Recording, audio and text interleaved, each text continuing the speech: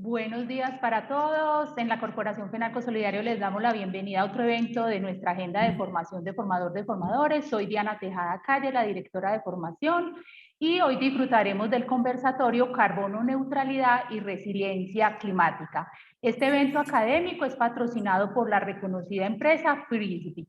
Les solicitamos amablemente fijarse en sus equipos y mantener sus micrófonos en silencio. Muchas gracias. Nos acompaña como experto invitado y le extendemos nuestros más sinceros agradecimientos por aceptar nuestra cordial invitación al doctor Alex José Saer Sáquer, director técnico de la Dirección de Cambio Climático y Gestión del Riesgo del Ministerio de Ambiente y Desarrollo Sostenible. Y como moderadora nos acompaña nuestra directora ejecutiva de la Corporación Fenalco Solidario Colombia, Sandra Sierra Vélez. Bienvenidos a ambos y muchas gracias por su asistencia. Bueno, doctora Les José, Sandra, los escuchamos. Bienvenidos a todos. Les recordamos mantener sus micrófonos en silencio. Muchas gracias. Bueno, muy buenos días para todos. Un gusto tenerlos nuevamente en esta mañana de café y diálogos especiales. Alex, muy buenos días. ¿Cómo amaneció Bogotá? ¿Muy frío? Bueno, te cuento que, puedes ver en la ventana un sol espectacular, Sandra. Muy buenos días a todos. Pero en Bogotá nunca uno sabe, ¿no? No sabe uno nunca. Este sol pronto se puede convertir en una tremenda lluvia y hasta granizo. Entonces, no doy por Cambio nada la climático. historia del día. Bueno, Alex, este espacio y para todos es un espacio muy especial que nosotros creamos para tomarnos un cafecito. Espero que tengas tu cafecito cerca y a la mano para que conversemos bien, de manera bien interesante. Alex lo conozco hace un buen tiempo y de hecho hace poquito estuvimos conversando en tu oficina y el propósito de este espacio es acercar todas las diferentes iniciativas o temas estratégicos a los empresarios. Nos acompañan empresarios de diferentes sectores y hoy vamos a hablar de un tema que tú manejas supremamente bien, que es el cambio climático y la gestión del riesgo. Es un tema que te apasiona y sé que has venido desarrollando. Nos dicen que no se está escuchando, yo escucho perfecto, no sé si el equipo nos puede ayudar No, porque hay sí, algunos comentarios.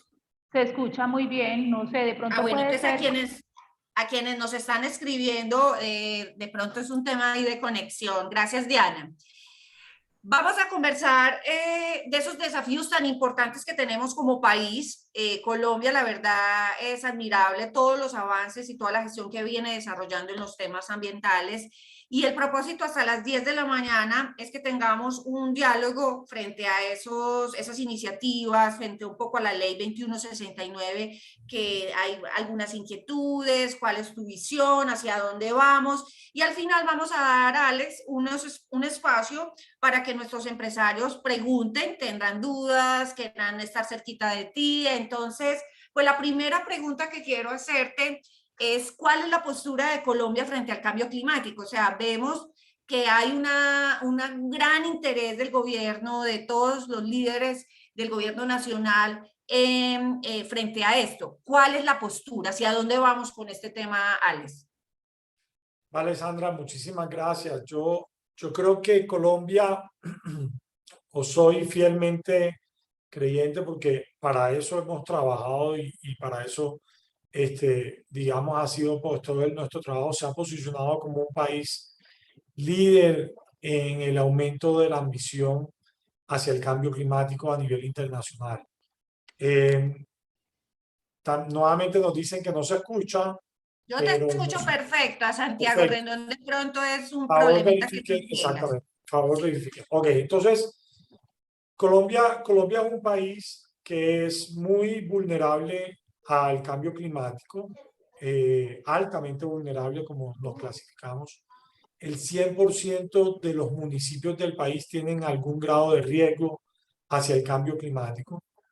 Y eso pues puede afectar y está afectando de gran forma un poco las actividades productivas, también está afectando pues todo nuestro sistema socioeconómico, nuestros medios de vida, de habitación, de transporte. Y en ese sentido es muy importante avanzar hacia un llamado a la acción. y Colombia se ha vuelto en el área internacional también un país que dice no solamente hagamos unos compromisos, sino hagamos un llamado fuerte a la acción y de cómo nosotros podemos avanzar en el cambio climático. Unas cifras que pueden ser muy interesantes y que no mucha gente conoce. Bien, el país, según el último informe bienal de emisiones, que se llama el BUR, que lo pueden conseguir en la página del IDAM, emite cerca de 300 millones de toneladas anuales de gases de efecto invernadero. Y el 31% de las emisiones del país provienen de la deforestación. Es la mayor causa de las emisiones de gases de efecto invernadero. ¿Por qué? Porque en el bosque hay un carbono que está secuestrado, digámoslo así, o almacenado, más que secuestrado, almacenado. Y cuando se deforesta el bosque, todo ese carbono, como el bosque se deforesta y lo incendia, todo ese carbono pues termina en la atmósfera. Después de la deforestación, las actividades agroindustriales son cerca de un 28% de las emisiones, entendido como las emisiones de metano por el ganado, las prácticas del uso del suelo, el uso de agroquímicos, el manejo de residuos y de excretas en el sector agropecuario. Entonces, Alex, se me fue a mí la señal un poquito. acá estoy. Vamos a ver si se mejora la señal, porque se nos afectó un poquito el sonido. Aló. Yo te estoy escuchando. Y les pido a las personas que no cierren el micrófono. Nos están Listo, diciendo ya que se sí. escucha bien. Gracias. Sí. Entonces, fíjense que a nosotros nos cuestionan mucho porque esa alta ambición del país de una meta del 51% de ambición frente a la reducción de nuestros gases de efecto invernadero. Y ahí hay un objetivo muy importante, es que como nuestras causas tienen unos impactos, o las mayores causas de las emisiones de gases de efecto invernadero del país, tienen unos impactos muy importantes en los ecosistemas. No ser ambiciosos, no estaríamos siendo coherentes con nuestras metas de protección de nuestros ecosistemas, de nuestra biodiversidad y demás.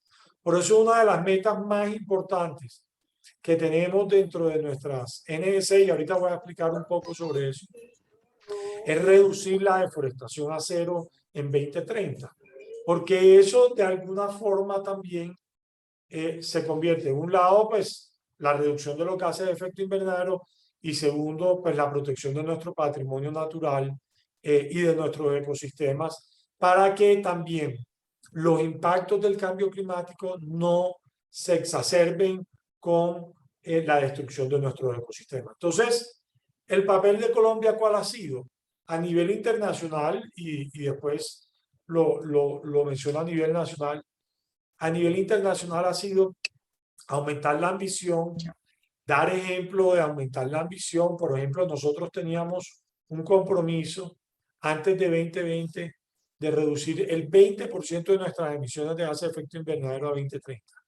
Y nosotros llevamos, con la nueva actualización de las NDC, a 51% de reducción a 2030 y además de eso, ser carbono neutrales a 2050. Entonces, allí, por un lado, hay un aumento de ambición y un ejemplo. Y cuando nosotros lanzamos nuestras NDCs a nivel internacional, hubo mucho, digamos, buen recibimiento y mucho, digamos, competencia sana a otros países de cómo aumentaban la ambición. Pero esa ambición combinada con un llamado a la acción. Y ahí hay un tema también importante. Cuando nosotros actualizamos nuestras NDCs, y voy a hacer un paréntesis aquí porque lo estoy mencionando mucho, las NDCs traducen las contribuciones nacionalmente determinadas. Este es un instrumento del Acuerdo de París donde todos los signatarios del Acuerdo de País, a través de sus GNS, tienen que consignar sus GNS en el país, en la Convención Marco de Naciones Unidas, mencionando cuál va a ser su ambición y cuáles van a ser las acciones para alcanzar esa ambición. Hay GNS de todos los estilos y uno la tiene que ir actualizando cada 5 años. El año 2015 fue nuestra primera, 2020 la actualizamos y fue donde aumentamos la ambición. Pero un cambio bien importante también fue que antes no teníamos ni siquiera unas acciones de mitigación. Y en ese trabajo que hicimos de actualización con los territorios, con los sectores, con los ministerios y demás, logramos tener 196 acciones de mitigación específicas, acciones de todo estilo, acciones de mejoramiento de la transición energética, acciones hacia la eficiencia energética, acciones hacia la ganadería y la agricultura sostenible, acciones sobre transporte sostenible, acciones en reducción de emisiones de gases, de sustancias agotadoras de ozono, que también son sustancias que contribuyen al calentamiento global. Entonces, en nuestra nueva GNS, nosotros dijimos 196 acciones de mitigación y de adaptación, ¿no? De tal forma que se convierte como en nuestra hoja de ruta a 2030 de todo lo que nosotros debemos hacer hacia, para alcanzar ese 51% y para alcanzar la carbono neutralidad a 2050. Entonces, ese es como nuestro estandarte a nivel internacional. Colombia se ha vuelto una voz importante. Hemos hecho acciones contundentes en ese sentido. Por ejemplo, la Ley de Acción Climática, que después hablaremos en detalle de eso. Hemos hecho acciones contundentes frente a los mercados de carbono, que también vamos a hablar de eso. Hemos hecho acciones muy importantes frente a la protección de los ecosistemas, con toda esta promesa de la protección del 30% del territorio marino y continental a 2030. O sea, nos hemos vuelto en ese sentido un ejemplo internacional, pero con acciones muy concretas a nivel nacional que soportan ese ejercicio y esa labor que estamos haciendo en el campo internacional. Entonces, ese ha sido nuestro rol y eso viene acompañado de todo un desarrollo normativo que estamos realizando, que hemos realizado y que estamos realizando a la fecha.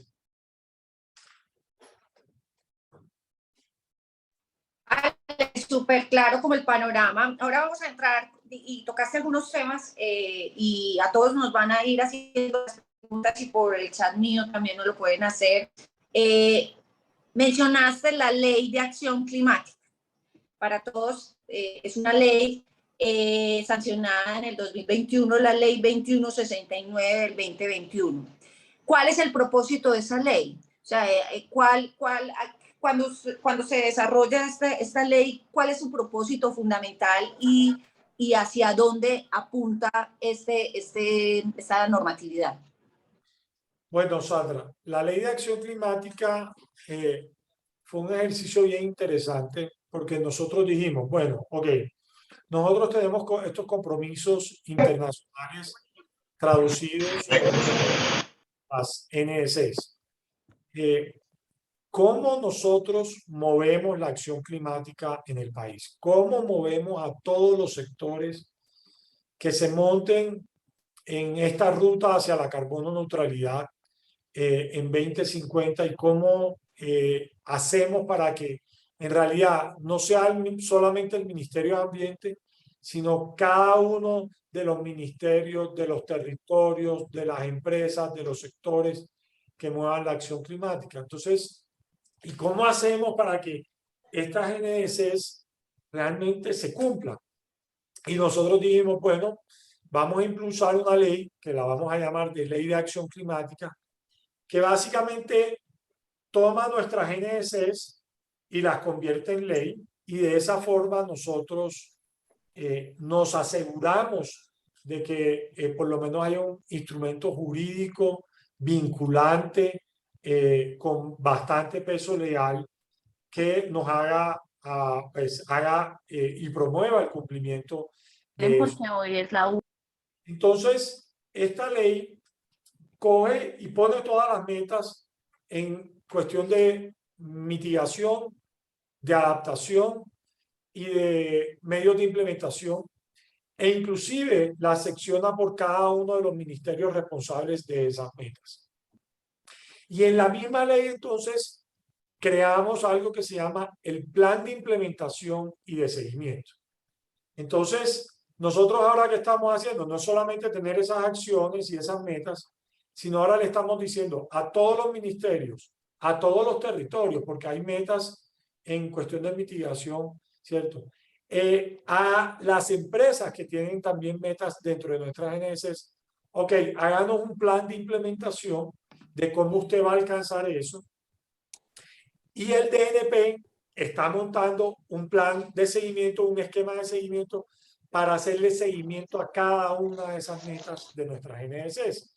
Y nosotros vamos a tener pues, muy pronto una plataforma donde el DNP va a poder informarle al país, hombre, nosotros estamos avanzando así en cada uno de nuestras metas de la GNS.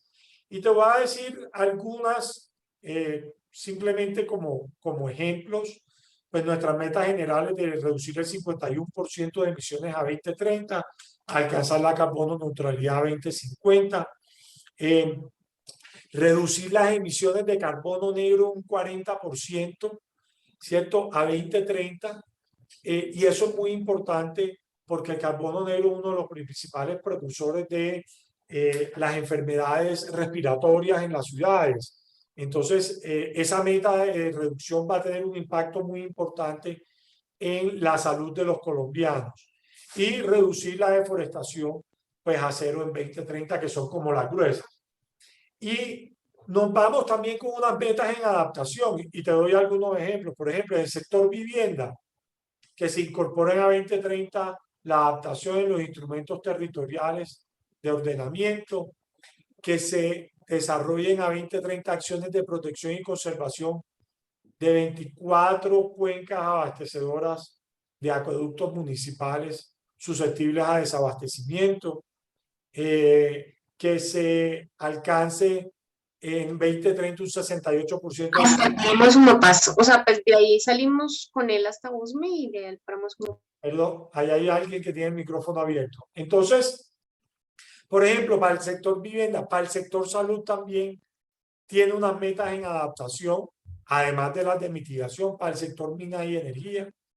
Para el sector industria, comercio y turismo, por ejemplo, implementar a 2030 como mínimo el 10% de las empresas con estrategias, acciones o proyectos de adaptación al cambio climático.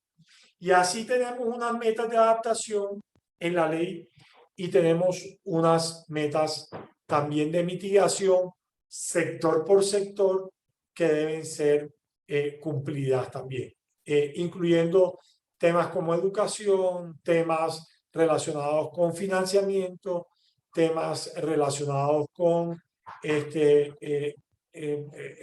gobernanza y demás.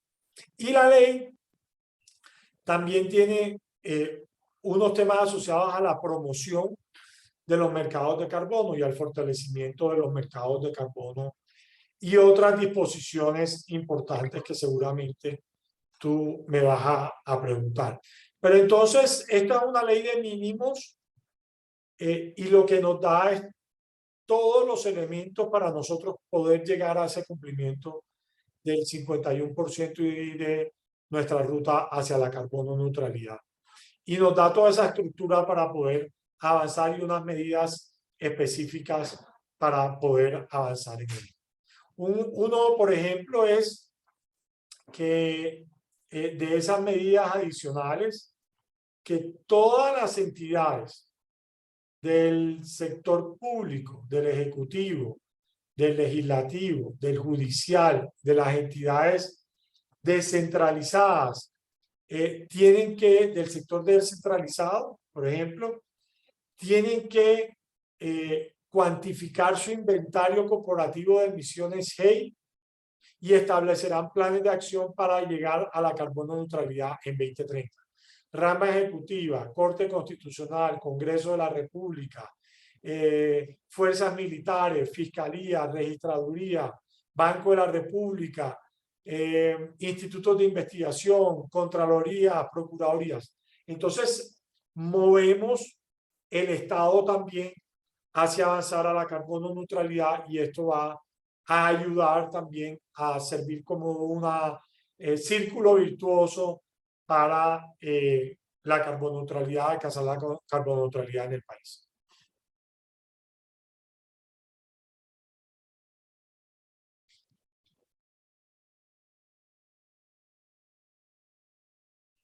Sandra, Sandra, ¿nos escuchas?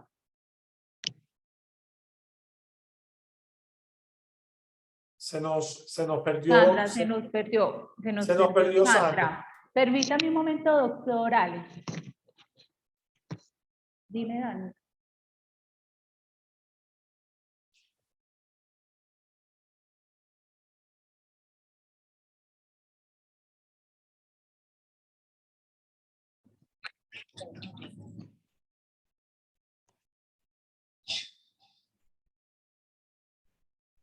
Hola. Listo. Lista. Un tema ahí del micrófono que no podía hablar. Alex, supremamente claro. Yo tengo una inquietud y me lo preguntan acá por el chat. Que tenemos en Colombia, y no es un secreto, que tenemos mucha variabilidad y fluctuación en la oferta y demanda del mercado de carbono. Es decir, ¿cómo logramos o qué estrategias tiene el país para lograr estabilizar o fortalecer esta gestión? Porque de hecho nosotros acompañamos a nuestras organizaciones en ese aspecto después de medir la huella de carbono, pero vemos mucha fluctuación. Y en demanda y también en precio, porque también lo hemos visto. ¿Qué estrategias tienen desde el ministerio, desde el gobierno, para un poco regular un poco más este mercado de carbono? Bueno, ahí abrimos un capítulo grande y yo quiero empezar como por las bases de los mercados de carbono. Los mercados de carbono son un instrumento que aceptado a nivel internacional y por la Convención Marco de Naciones Unidas como un instrumento que ayuda a mover la financiación de las acciones de mitigación y en el territorio y de protección de los ecosistemas en el territorio. A través de ponerle precio precisamente al carbono y que ese precio al carbono ayude, ¿cierto?, a trasladar recursos para mejorar la eficiencia de los procesos productivos, para hacer transformación tecnológica, para proteger los ecosistemas que capturan carbono y demás. En Colombia existe un mercado de carbono muy dinámico y también ejemplo a nivel internacional. No lo decimos nosotros, lo dice la Asociación Internacional de Transacciones de Carbono, IETA, de transacciones de carbono, International Emission Trading Association, que es IETA, gracias a al funcionamiento del impuesto de carbono acá en Colombia. Entonces, el impuesto de carbono cobra un impuesto a los distribuidores de combustibles líquidos y gaseosos. Y ese impuesto tiene un mecanismo de no causación. Y ese mecanismo de no causación significa que ese obligado a pagar el impuesto puede reducir su impuesto si compra certificados de reducción de carbono con origen en el país. Entonces eso ha creado un mercado de compra y venta que ha impulsado muchísimo los proyectos RED Plus en el país, que son los de reducción de emisiones por deforestación evitada y manejo sostenible de los ecosistemas. Y hoy en día hay más de 150 proyectos registrados en el país. Y entonces lo que busca bajo el escenario ideal es que esos recursos que en vez de pagarse el impuesto de carbono vayan a esas comunidad y esas zonas para protegerlas y blindarlas de la deforestación. O que esos recursos del impuesto de carbono vayan a esas actividades de transición energética, eficiencia energética, para hacer la transformación. Entonces, eso es un mercado que en el país se transa a un nivel de más o menos $5 la tonelada de carbono, y eso es un precio establecido por norma. Sin embargo, tú lo puedes vender por más. Y lo que hemos visto es que el precio del carbono ha ido elevándose después de la COP26, y conocemos de proyectos que han transado toneladas o reducciones a un valor de cerca de $25, 5 veces más de lo que pues, se paga en Colombia, que son proyectos de muy alta calidad. Entonces, ¿qué nosotros estamos haciendo del país? A nosotros en el país nos interesa que el mercado de carbono sea un mercado íntegro, y esa es una palabra muy poderosa en el sentido en que los proyectos que se realicen sean proyectos buenos, que sean proyectos que respeten las salvaguardas sociales y ambientales, que respeten y tengan muy en cuenta, obviamente, las comunidades, que tengan unos distribución de beneficios claros, equitativos, justos para las comunidades, y que lo que digan que reducen, efectivamente lo reducen, ¿no? Entonces, para eso nosotros estamos en todo un proceso de fortalecimiento de la normatividad de organismos de validación y de verificación, de RENARE, que es el Registro Nacional de Reducciones, administrado por el IDAM, de el mecanismo como tal de no causación, de tal manera que nosotros le podamos dar esa solidez al mercado y que las reducciones que se generen en el país no se vuelvan unas reducciones que no tienen la credibilidad ante el gobierno, ante los gobiernos o ante los actores internacionales. Entonces, ahí estamos haciendo un trabajo, y eso es lo que nosotros llamamos el mercado voluntario, ¿no? El mercado voluntario, donde tú puedes transar tu reducción como quieras transarla, ¿no? Por el otro lado, está el mercado regulado. Es un mercado de carbono diferente. Ese mercado regulado lo que hace es poner un tope de emisiones a ciertos sectores en el país, generalmente sectores industriales. Entonces, se le pone un tope de emisiones, digamos, si Colombia emite 300 millones de toneladas, póngale un tope de 50 millones de toneladas para ciertos sectores de la economía, 40 millones de toneladas. Y el gobierno otorga, ya sea gratuitamente o por subasta, generalmente por subasta, unos cupos de emisiones para cada una de las empresas, basadas en su histórico de emisiones. Obviamente los cupos no pueden ser iguales porque pues, hay disparidad de tamaños y demás y demás. Le otorgas esos cupos de emisiones, que sumados todos esos cupos dan todo el límite que uno quiere alcanzar. Entonces, los que no alcancen ese cupo, o sea, si yo le di un cupo de 1000 toneladas y emitió 80 toneladas, esa empresa, y emitió 800, esa empresa va a tener una ganancia de 200 toneladas, y esas 200 toneladas las va a poder comercializar con los otros que superaron el cupo que tenían, ¿no? Entonces ahí se arma un mercado regulado. Es un mercado totalmente diferente al voluntario. Ese mercado regulado, Colombia ya tiene una hoja de ruta clara para avanzar en ese mercado regulado. Y es que en 2023 debemos tener toda la regulación lista. En 2024 debemos tener un piloto funcionando, y en 2025 debemos ya tener ese mercado regulado andando. ¿Ok? Entonces, eso lo que va es a dinamizar muchísimo, sobre todo las inversiones en aquellas empresas que tengan una tecnología menos eficiente, porque va a ser menos costoso pagar el cupo que invertirle a las empresas en su transformación tecnológica, o por lo menos ese es el sentido de ese mercado regulado. Es el que va a ayudar a que haya una transformación hacia procesos mucho más eficientes en la tecnología. Recordemos que el impuesto, los mercados de carbono, no es una vía de recaudar plata, sino una vía de reasignar recursos a procesos, proyectos, programas que nos ayuden a reducir las emisiones de gases de efecto invernadero. Y ahí la ley de acción incluyó un artículo muy importante que es el ROE. El ROE es el artículo 16, es el reporte obligatorio de emisiones.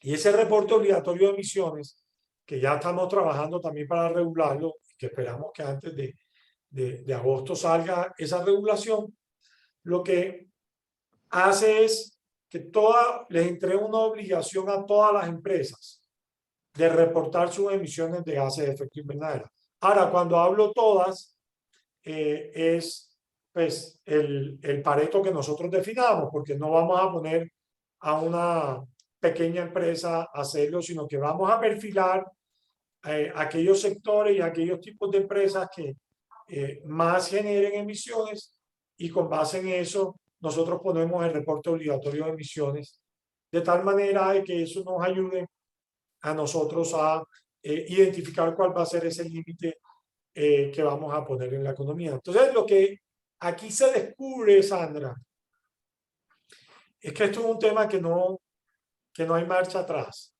O sea, para los empresarios, ya que estamos en un foro con empresarios, el tema del cambio climático nos va a afectar de muchísimas formas. Nos va a afectar desde el punto de vista de riesgo, porque hay un riesgo asociado, por ejemplo, a donde estemos ubicados, a un riesgo y lo estamos viviendo, a tema aumento de las materias primas, a un riesgo de aumento de los costos de energía, a un riesgo de menor suministro de agua para aquellos que están en los negocios agroindustriales. Y nosotros como empresarios, ustedes como empresarios, poder incluir el análisis de esos riesgos dentro de su evaluación corporativa es muy importante. Pero por el otro lado, unas obligaciones crecientes frente a la disminución de los gases de efecto invernadero, a la responsabilidad de medir las emisiones y a la responsabilidad de reducir también las emisiones. Entonces aquí hay digamos, una tarea muy grande que apenas empieza y que como empresarios tienen que trabajarlo, no solamente como una obligación, pero sobre todo para mejorar la posición competitiva de las empresas. Porque si no manejamos los riesgos, pues ahí hay una amenaza a la competitividad. Si no generamos eficiencias productivas, ahí hay una amenaza hacia la productividad. Si no bajamos los costos, hay una amenaza a la productividad. Y si no es internamente, externamente también, porque a nivel internacional hay una iniciativa de poner impuestos o tarifas de cartón a las exportaciones. ¿Quieres arepita? Es que desde el sitio que estás exportando, pues no son muy responsables en el tema de huellas, y por eso esto es un tema que llegó para quedarse y que lo tenemos que manejar. Sí, tú tienes razón. Ahí nos están haciendo algunas preguntas, nos las están regalando. Por favor, cerrar los micrófonos para que puedan esta intervención tan importante. Por favor, nos ayudan con el micrófono o en la corporación que se cierren el micrófono de las personas diferentes a Alex. Ahora estabas hablando entonces, inclusive ahorita nos hacían la pregunta por el chat del registro obligatorio de emisiones que nos acabas de compartir. ¿Cómo generar esa cultura, Alex? Porque está la norma, pues obviamente las normas siempre generan tensión en las organizaciones, pero ante todo tenemos que generar una cultura en las organizaciones que entiendan la importancia ¿Y cómo afecta este tema dentro del negocio? ¿Qué está haciendo el gobierno para generar esa cultura diferente a la norma? Es decir, ¿cómo lograr, ahora que te están escuchando los empresarios, realmente salir comprometidos con el tema del cambio climático y tomar acciones claras y pertinentes dentro de su negocio para favorecer pues esas metas que tenemos? Esa pregunta es muy importante, Sandra, pero muy importante. Mira, la Cámara de Comercio de Bogotá recientemente hizo una encuesta que a mí me pareció pues, que confirma lo que yo sabía desde hace un tiempo, pero que lo confirma acá en el país. Es que hay una brecha muy grande entre la intención y la capacidad de acción en el sector empresarial. Tenemos que, por ejemplo, un 51% de los empresarios conoce qué es cambio climático. Digamos, bueno, 51%, más de la mitad. Sin embargo, el 73% no sabe qué es descarbonización. O el 86% no sabe qué es carbono neutralidad. Estos fueron 1.503 empresas encuestadas ¿En dónde? en Bogotá, en la Cámara de Comercio de Bogotá. Interesante. ¿Okay? Esa encuesta está disponible online y es una encuesta de percepción del cambio climático en el sector privado. Un 80% de los empresarios cree que su actividad no tiene una relación directa con el cambio climático, sino que es indirecta. Entonces, yo pienso que los empresarios, y eso lo demuestra la encuesta, y no solamente esa, antes de mi vida pasada como consultor, también lo decía, hay una brecha, los empresarios están conscientes de que hay que avanzar hacia la sostenibilidad, pero no lo conocen muy bien. Y eso nos pone un reto de seguir comunicando estas metas, pero también seguir educando. Por eso es que el ministerio, aquí va a hacer una cuña, de ambiente ante esa situación, lanzó el Programa Nacional de Carbono Neutralidad.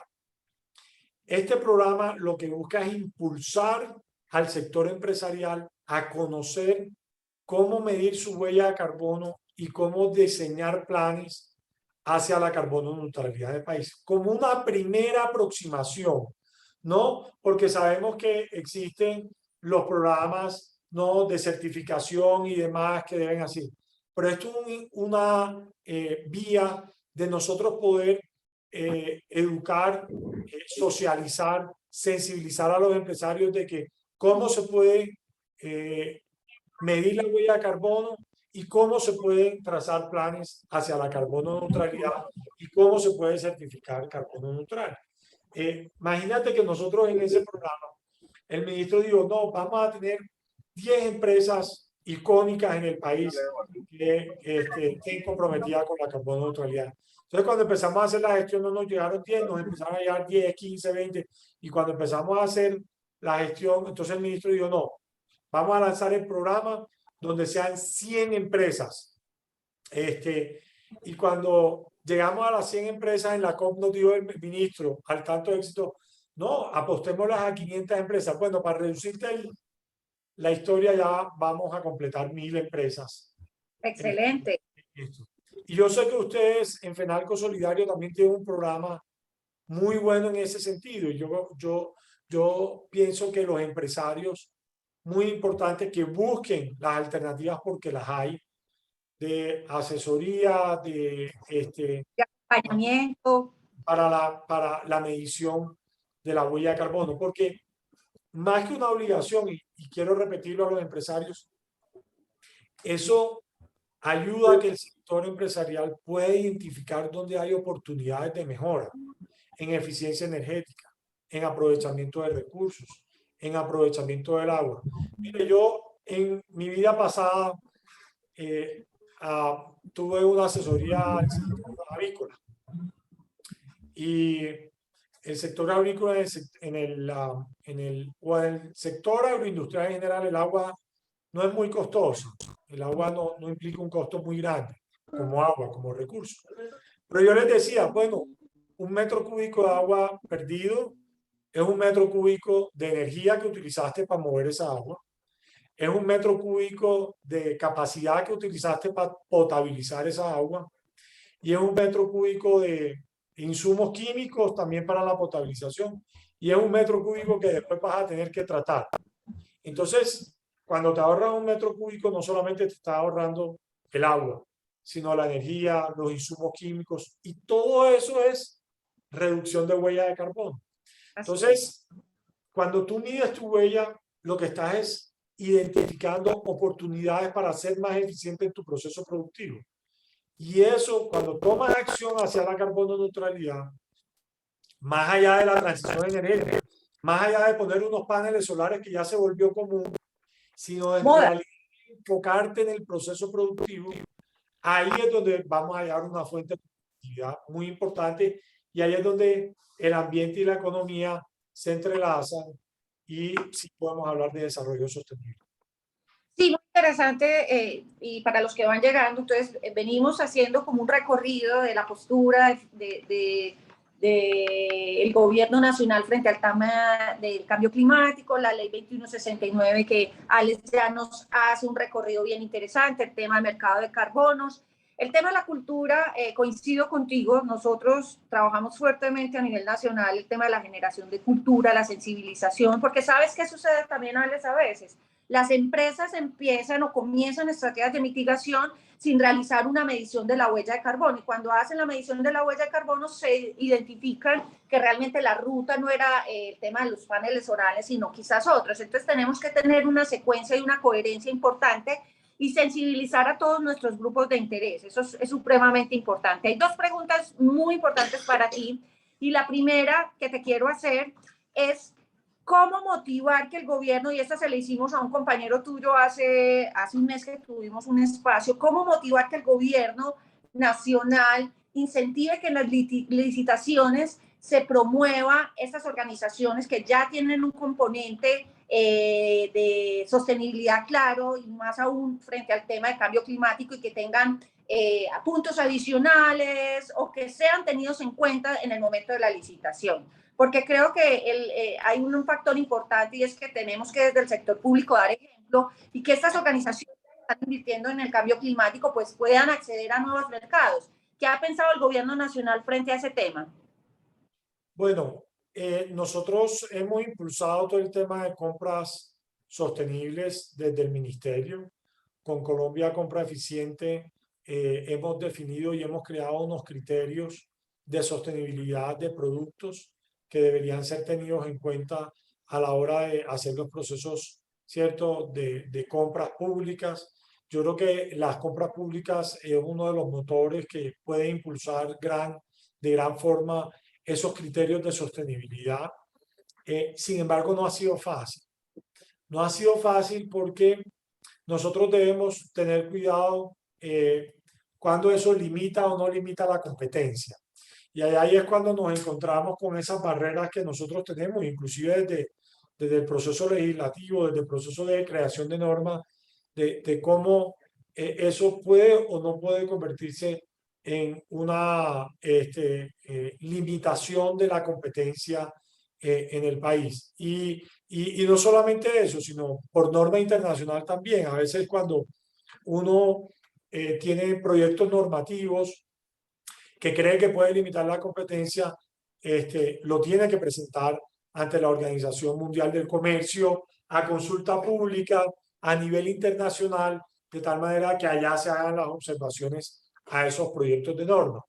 Pero yo creo que más allá de eso que se está trabajando y se está tratando de impulsar, también está pues los incentivos que actualmente nosotros tenemos para ese objetivo, que por ejemplo en el caso de las fuentes renovables de energías no convencionales ha sido un éxito muy grande porque ha masificado en el país la instalación de pues, los parques solares y los parques eólicos, multiplicando por 100 la capacidad que habíamos o que encontramos cuando llegamos en 2018. Reducción de renta, exclusión de IVA, tarifas arancelarias preferenciales y demás. Y eso ayuda también a masificar. Por ejemplo, ahí tenemos, para las fuentes no convencionales de energía, la ley 2099-2021, tenemos reducción de renta del 50% del valor de la inversión, exclusión de IVA, excepción del pago de derechos arancelarios y depreciación acelerada. Entonces, todo ese paquete ha ayudado precisamente a multiplicar por 100 esa transición energética. Pero también tenemos otros para el tema de vehículos eléctricos, que también en la ley de movilidad eléctrica, que es el IVA del 5% a vehículos eléctricos y a sus componentes. Y hay otros que es la exclusión del IVA, que esto está en el artículo 424 del Estatuto Tributario, a los equipos y elementos importados que se destinen a construcción, instalación, montaje, operación de sistemas, control y monitoreo necesarios para el cumplimiento de disposiciones y regulaciones y estándares ambientales. O para aquellos también para inversiones o para tecnologías sostenibles. Entonces, nosotros hemos ido identificando esos paquetes y, por ejemplo, también la financiación. Nosotros creamos o lanzamos la taxonomía verde a través de la Superfinanciera, y esta taxonomía verde lo que hace es identificar qué son inversiones sostenibles, en qué sectores, qué tecnología y demás, como un listado muy específico para que los bancos y el sector financiero tengan una guía muy específica para que cuando alguien le presente un proyecto diga, está alineado con la taxonomía verde, ok, listo, vamos a darle financiación. Y es así como el sector financiero, a través de Asobancaria, renovamos el protocolo verde y ellos se están comprometiendo a financiar el 40% de las medidas que están contenidas en la NDC del país. Entonces, el trabajo que hemos hecho no es un trabajo simplemente hacer unas metas, sino también mover a los sectores, al sector financiero para la financiación, a los sectores, digamos, de los otros ministerios para los mecanismos, al DNP para el seguimiento y todos estos incentivos de los mercados de carbono para mover al sector privado. Ok, yo creo que has hecho, esa era mi siguiente pregunta, el tema de los beneficios que se tienen para las organizaciones, porque creo que no solo es la norma, sino la norma, la generación de cultura, los beneficios que se puedan tener alrededor y de que las organizaciones interioricen. Vamos a dejar estos 10 minutos, Alex, porque acá tengo el chat lleno de preguntas. Quieren compartir contigo algunas cosas. Dame un minuto, voy hacia el chat. Y por acá Santiago Rendón nos hace una pregunta y es, ¿qué otra alternativa para energía opcional eléctrica o paneles? Espérame, ¿qué otra alternativa para energía opcional hidroeléctrica o paneles que afectan el uso del suelo? ¿Qué otro tipo de energía opcional existe? Bueno, Colombia está promoviendo bastante el hidrógeno verde. Ya tenemos una hoja de ruta para el tema de hidrógeno verde. Ya se hizo un primer piloto con una planta de producción de hidrógeno verde en la refinería de Cartagena, Ecopetrol. Y yo creo que esa también es una gran apuesta, que es un reemplazo directo de los combustibles fósiles, que obviamente tiene las ventajas que tienen los combustibles fósiles, pero la producción de hidrógeno verde, pues obviamente va de la mano de las energías alternativas, como la energía solar, sobre todo para la producción de ese hidrógeno verde. Yo creo que todos los tipos de energía tienen pros y contras. Aquí no vamos a decir que pues, la energía más sostenible o la que no tenga impacto. Todas las formas de energía van a tener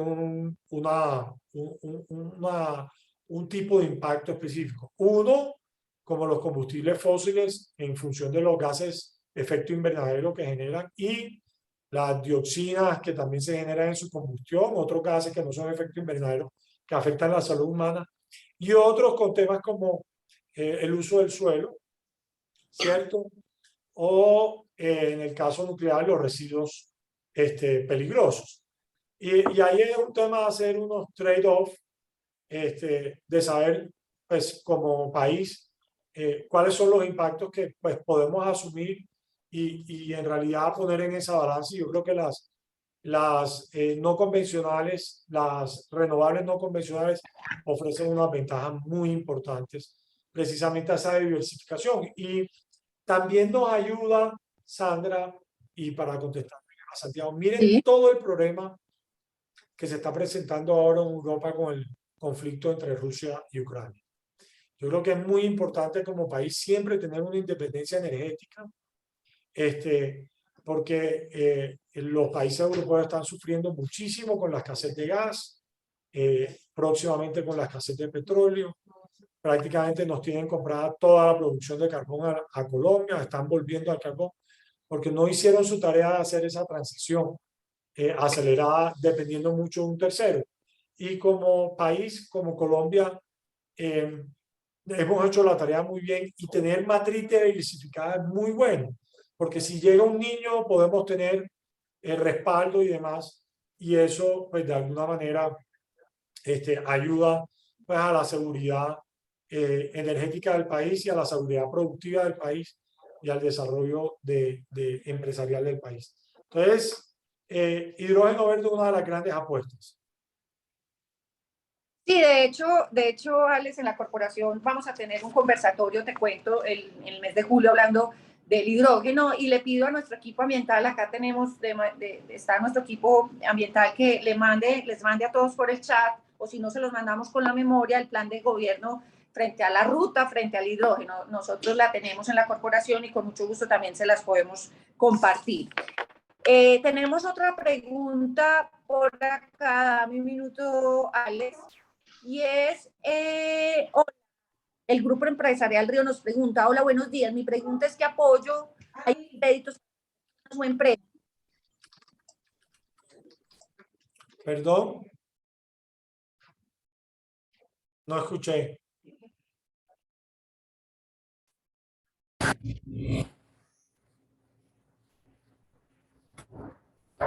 Sandra.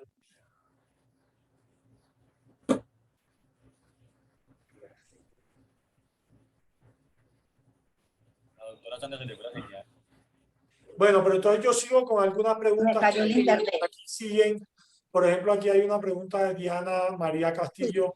Se encuentra creada la comisión de estudio. Ahí es bien importante. Nosotros dentro de la ley creamos o pusimos un artículo donde se crea la comisión de estudios para el fortalecimiento de los mercados de carbono. Ya está creada por decreto, falta el nombramiento de los comisionados externos y esto es una comisión de estudios que tiene Ministerio de Ambiente, Ministerio de Hacienda, DNP, DNP, Ambiente, Hacienda, DNP, representante de la Cámara de Representantes, representante del Senado de la República y 6 expertos, 3 nacionales y 3 internacionales, que van a dar lineamientos precisamente para el fortalecimiento de los mercados de carbono. Y esperamos que de aquí a final de julio, nosotros creemos que la comisión se instala pronto, quizás la próxima semana, pero de aquí a finales de julio deberíamos tener ya unas primeras conclusiones de la comisión de estudios para fortalecimiento de los mercados de carbono. Esa es una pregunta particular que ahí estaba viendo en el chat, Sandra, pero tú si quieres continúa. Bueno, perfecto, muchas gracias. Tengo como un poco de intermitencia en el internet, entonces me salí. Alex, mira, yo siento que hay una gran oportunidad, me gusta mucho lo que tú mencionas de independencia energética. Vamos a ir como concluyendo nuestro panel porque sé que a las 10 ya debemos terminar. Una invitación a todas las organizaciones para que hagamos un recorrido por la Ley de Acción Climática que nos permite orientarnos hacia dónde está proyectado nuestro país y como empresas cómo debemos contribuir. Alex lo menciona muy bien, el tema de la huella cómo tenemos que hacer la medición clara, precisa, competitivos, para tener eficiencias, y creo que hay grandes oportunidades. Las organizaciones, y Santiago en el chat lo decía, no podemos desconocer la realidad que estamos viviendo hoy en nuestro planeta, en nuestro país, y que tenemos como organizaciones la obligación moral de trabajar los temas ambientales y contribuir con esas metas que tenemos. Entonces, una invitación para que todas las organizaciones trabajen el tema de cambio climático, hagan su medición de su huella de carbono, desarrollen planes de mitigación y generen cultura. Es muy importante que las organizaciones vinculen a sus grupos de interés dentro de esta estrategia, sea el tema de mercado de carbono, lo hemos visto como organizaciones vinculan a sus clientes, a sus proveedores para unirse con un objetivo común. Bien importante, Alex, unas recomendaciones finales para las organizaciones que quieren trabajar el tema de la acción climática y que quieren contribuir con esas metas de país. ¿Cuáles recomendaciones finales les podríamos dar a estas organizaciones? Bueno, gracias, Sandra. Yo pienso que, y estoy muy convencido que esto es un tema de competitividad. Cuando uno descubre la cantidad de oportunidades que hay a través de generar eficiencias productivas que disminuyan el impacto ambiental, uno queda enganchadísimo como empresario, estoy poniéndome el sombrero de empresario, uno queda enganchadísimo con la protección del ambiente, porque no es un tema de cumplir una norma, no es un tema de cumplir unos límites, sino que por definición la contaminación y las emisiones es una ineficiencia del proceso productivo. Obviamente hay procesos, ningún proceso es 100% eficiente, pero sí se puede ir alcanzando eficiencias graduales a través de los procesos productivos. Entonces, la invitación a los empresarios es que vayan más allá, que no lo vean como una obligación, sino que más bien lo vean como una oportunidad. Uno, de generar eficiencia y disminuir costos. Dos, de identificar nuevos mercados. Tres, de identificar nuevos nichos para transformarse y para avanzar. Entonces, ahí es donde realmente el empresario puede avanzar y avanza hacia esa transformación. Cuando ve y descubre que hay unos beneficios económicos puntuales de reducir las emisiones, de reducir el consumo del agua, de reducir los materiales, de reintegrar los materiales al ciclo productivo, yo creo que ahí vamos a lograr esa meta. Y ser muy curiosos y estar muy informados. Generalmente los empresarios más que nadie saben cómo analizar su entorno, pero lo utilizan solo para las ventas. Pero también es muy importante analizar su entorno para disminuir los riesgos, ¿cierto? Que también están asociados al cambio climático, que es muy importante. Porque quedarse sin agua para un empresario que la necesite y que su proceso productivo sea vital, pues simplemente lo que va a hacer es desaparecer el negocio. Entonces, inversiones asociadas a protección de cuencas, a mejoramiento del entorno, no es una obligación, es disminuir también un poco el riesgo asociado al cambio climático. Y eso, Alex, que mencionas, yo le quiero adicionar una recomendación final a los empresarios. Miren, el tema de reputación está asociado a esas acciones que hacen las organizaciones en temas, obviamente, de derechos humanos y todos los temas de sostenibilidad, pero muy directamente a los temas ambientales. Entonces, muy importante que las organizaciones lo tengan presente. Y lo segundo es que en ese análisis del entorno, la invitación es que las organizaciones miren a futuro. Y a futuro, ¿cómo están sus productos? Ecodiseño, ¿cómo están sus servicios? Tenemos que no solamente evaluar cómo estamos, sino hacia dónde vamos y qué transformaciones vamos a ir haciendo. No es en vano que hoy las diferentes generaciones están investigando más de esos productos, de esos servicios. Hagamos prospectiva de nuestros negocios para que identifiquemos si esos negocios definitivamente son los negocios del futuro. Y esos negocios del futuro definitivamente tienen componentes ambientales, no hay otra. O sea, las organizaciones que hoy no tengan impacto positivo frente a los temas ambientales no serán organizaciones del futuro. Hoy no solamente vamos a reaccionar o actuar frente a lo que está sucediendo, sino que nos estamos preparando para esos negocios a largo plazo. Entonces, la invitación es que hagan también ese análisis de prospectiva, que hagan ecodiseño, que esos productos o servicios ya tengan un componente ambiental, que midan la huella de carbono, Alex, no solamente a nivel corporativo, sino a través de su producto, de su servicio, hagan huella de carbono para sus eventos. Tenemos que tener control. Yo al final siempre he pensado, y no sé si coincides tú, Alex, que todo el tema de la huella de carbono es para la toma de decisiones. Es una data supremamente importante que los gerentes tienen para tomar decisiones hoy y a futuro y que tengan el control completo de los temas ambientales. Entonces, ahí la invitación para que las organizaciones tomen esas decisiones, tengan la información. La corporación, Alex, como tú bien lo decías, acompaña en todo este proceso, pero lo importante es generar esa conciencia y que recordemos algo, Alex, que le digo yo mucho a los gerentes, es que el tema ambiental, Alex, no es de los ingenieros ambientales. El tema ambiental es del gerente de la organización. Los gerentes tienen que tener diálogos profundos en los temas ambientales, tienen que aprender de este tema, porque tiene que ver directamente con su negocio. Y como tiene que ver con su negocio, tienen que apropiarse de los conceptos ambientales. ¿Qué opinas tú frente a esa conclusión final?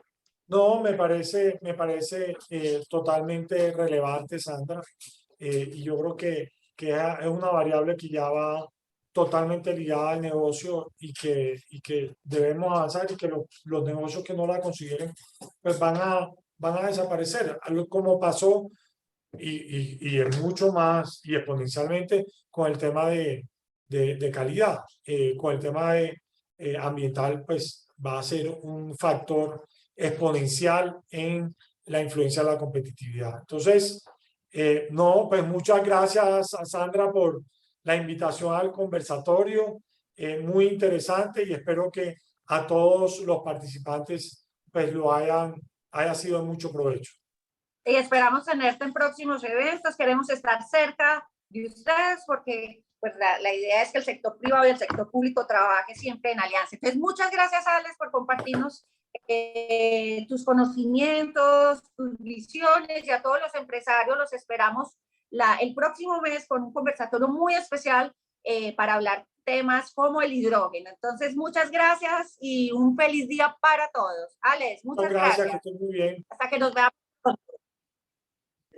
Chao. Gracias, chao. Muchas gracias. Es importante todo lo que explicaron. Muchas gracias. Muchas gracias, hasta luego.